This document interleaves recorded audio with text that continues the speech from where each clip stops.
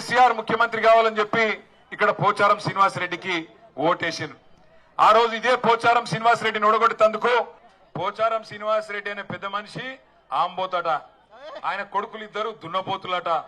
మైసమ్మ కాడ దున్నపోతులను కట్టేసినట్టు మరి ఇద్దరు దున్నపోతులను ఊరి మీదకి వదిలినావు.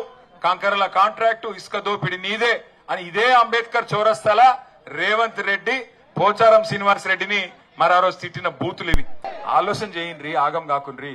పోయిండు ముసలాయన ఆంబోతు దున్నపోతు అని అవతల అంత గలీజ్ తిట్టు తిడుతుంటే సిగ్గు లేకుండా పోయి ఆడిసిరే ఇంగిల్ మెతుకుల కోసం ఆశపడి ఇవాళ బాన్స్వాడ ఇజ్జత్ తీసి అందులో దొరవడ్డాడు. కానీ రేషం గల్ల బిడ్డలు మా జుబేరస్ వంటి బిడ్డలు ఇవాళ ఇక్కడ నిలబడ్డారు. పోచారం శ్రీనివాసరెడ్డి నీ కాడ పైసలు ఉండొచ్చు, కోట్ల రూపాయలు ఉండొచ్చు, మా కాడ క్యారెక్టర్ ఉన్న నాయకులు, జుబేర్ లాంటి నాయకులు, రత్నాల్ లాంటి నాయకులు బాన్స్వాడలు ఉన్నారు.